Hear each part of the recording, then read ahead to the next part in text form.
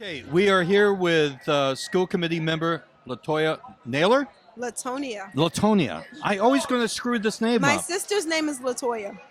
Well, your sister isn't running for office, so let's. So you're running for for re-election. I am. Okay, so this has been a horrendous year for every school in America, It every public school in absolutely America. has. We are now looking at returning the kids to school. Yes. We do not have a hybrid program. We do not have a remote program. Is that correct? Almost. Okay, so tell me. We do have a virtual school. So for parents who have opted and said, I don't want my kid to go back in person, or I don't trust that they're not vaccinated yet because they're too young to be vaccinated, we have a virtual school option. And it's filling up fast, so we want parents to know that they need to go out there and sign their kids up if they're interested in that. Okay. So at this point, let's just review because every school district is sort of handling this differently. Yes. So this will be like the lightning COVID around here for Yes. you. Masks. What are the role of masks in the school this upcoming year? They are required. They are mandated. Parents are expected to send their kids with masks. If they don't have them, we will provide them for them while they're in the building. And I take it teacher and staff are also going to be masked. Absolutely. Everybody in the building will have to wear face masks. I realize that many kids cannot get vaccinated because of their age.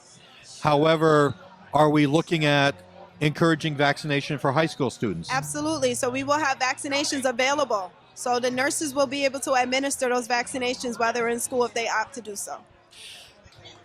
Are you getting any pushback from parents about either of these? Not yet. I think if we didn't have an option for virtual school, we would. But most parents are just saying either they're ready to jump in or they're not. And if they're not, they know they have an option. So they're really happy that we at least gave them an option.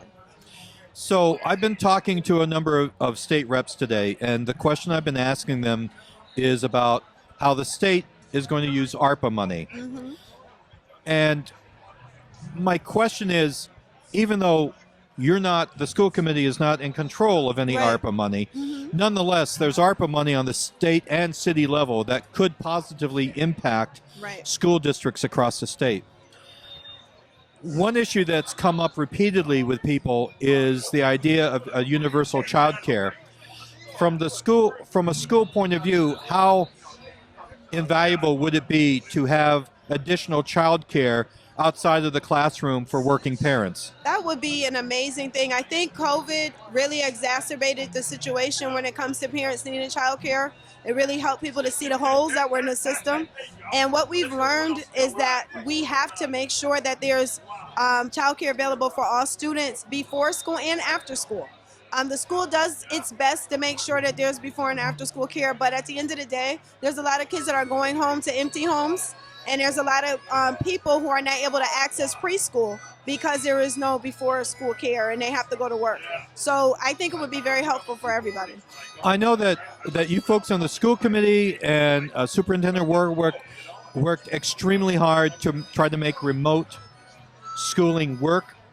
And I'm sure there have been successes and not so much successes depending upon any number of factors that would affect that.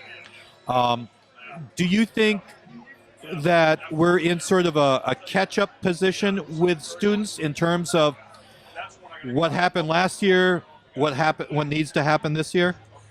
I'm going to first say this. Our kids in Springfield are some of the most resilient kids I've ever seen. They've endured so much change and challenges that people may know about and many that people may not know about that they'll find out as the kids come back to school.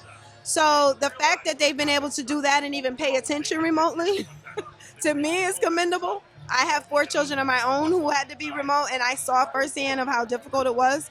But I also will say this, there has always been a gap, right? There's been an opportunity gap, there's been a belief gap, and folks will then say there's an achievement gap. I feel like at the end of the day, those things were there in the beginning, those things are still there, and they've been exacerbated by the pandemic. What I do know is that we need to be able to look at the glaring holes in our system and then say, what can we do better to make sure that all of our kids are getting what they need? look at what worked and what didn't work. Some things we learned from virtual that we can still keep and not necessarily throw it all away because we're in person. So how do we take those things that worked well and make it a part of our everyday thing that we do and make sure that we're providing our kids with a holistic education?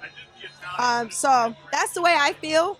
I know that if we give our kids the support they need and access to the resources they deserve, that they will be fine. So for us adults, we need to do better. I want to thank you for dropping by. Thank you for sharing this. Appreciate and it. We'll be covering the election as it goes on. Thank you so much for your time. All right. Take Thank care. you.